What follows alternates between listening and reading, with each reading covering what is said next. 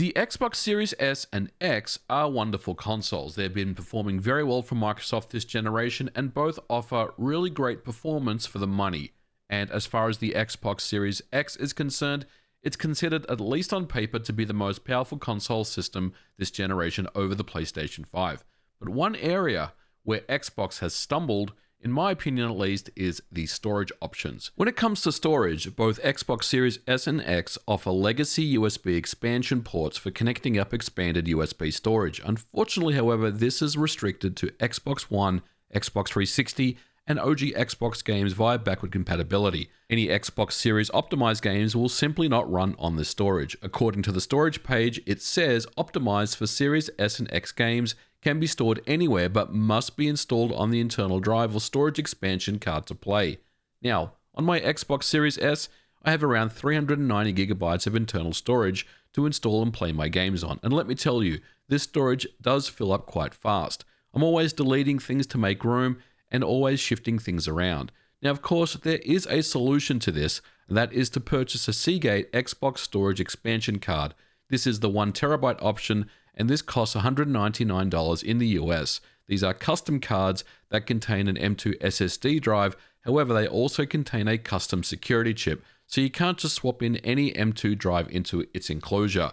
When Xbox Series S console launched at the end of 2020, these expansion cards were decently priced, I suppose, roughly matching the price of a regular M2 drive of similar specs. However, it's 2023 and storage prices have tumbled significantly. For example, a 1TB Western Digital Black SN77, which is fully compatible with a PlayStation 5, retails for about $70 these days, a significant cost savings. Unfortunately, the same cannot be said about Xbox. The price of the Seagate expansion drive has remained the same at $199.99 RRP. There has not been any other expansion storage appearing on the market as of the making of this episode, and this is particularly frustrating for Series S users who are confined to digital only and have much less storage space to work with.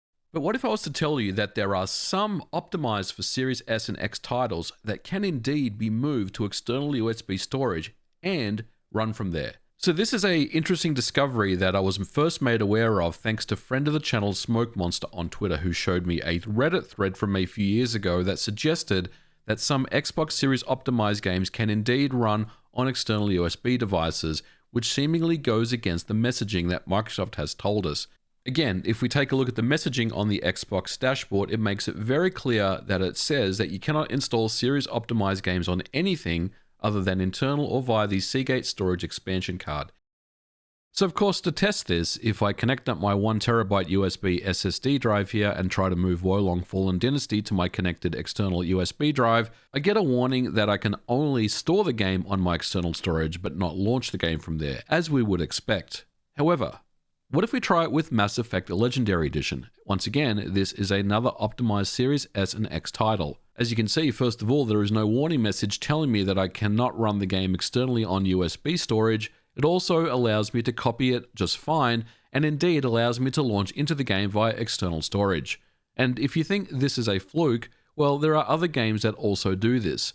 I also tried it with Ori and the Will of the Wisps, and that allowed me to not only copy the game to external storage, but to launch it from there as well. The same thing happened with Star Wars Squadrons, a newer game that came out more recently that still allows me to install and launch the game from external USB storage.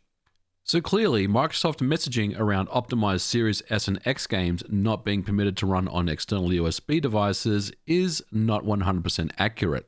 So what exactly is going on here? Well, it turns out that there is a small subsection of optimized for Series S and X titles that are known as Xbox One Gen 9 aware titles. Basically what this means is that these titles are originally Xbox One games that have enhancements for Series S and X, and they can indeed be run on external USB hard drives. So the question then is, well, how do we know which games that are optimized for Series S and X can be run on external USB hard drives? Well, to learn how to do this, select Manage Games and Add-on for the title that you want, and then move down to File Info and have a close look at the text.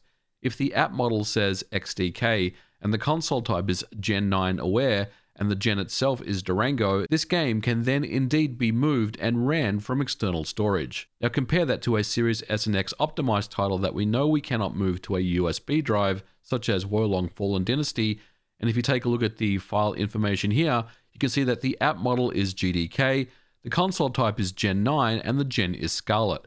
This is telling us that this is a native Xbox Series app.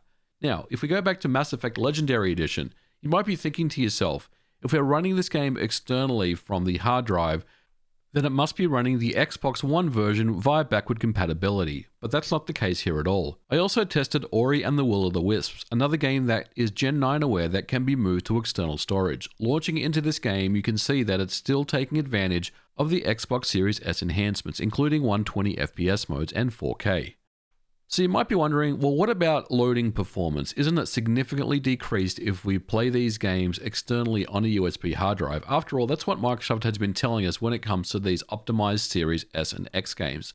So as far as loading performance differences, obviously with an external USB device, it's going to be slower, but let's go ahead and take a look at Ori and the Will of the Wisps. On the left-hand side, this is running on the external USB device, and on the right-hand side is via internal storage.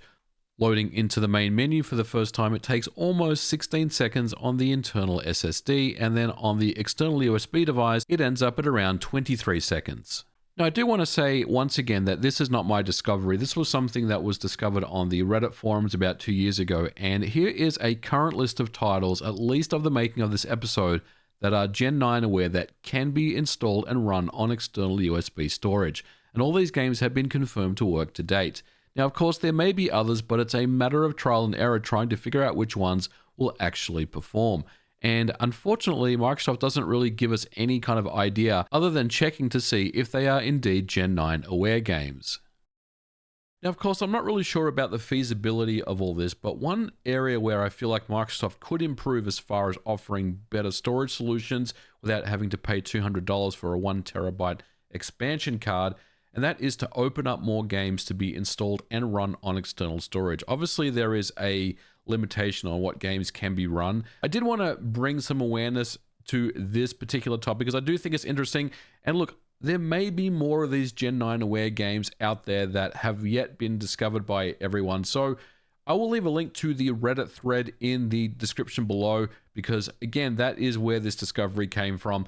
It is an old thread, but if there is any updated games that do run on external storage, definitely let them know because this particular list is something that will be continued to be updated as things go on. But for now, guys, we're going to leave it here for this episode. Let me know what you think about this in the comments below. As always, if you liked this video, please don't forget to leave me a thumbs up, and I'll catch you guys in the next video. Bye for now.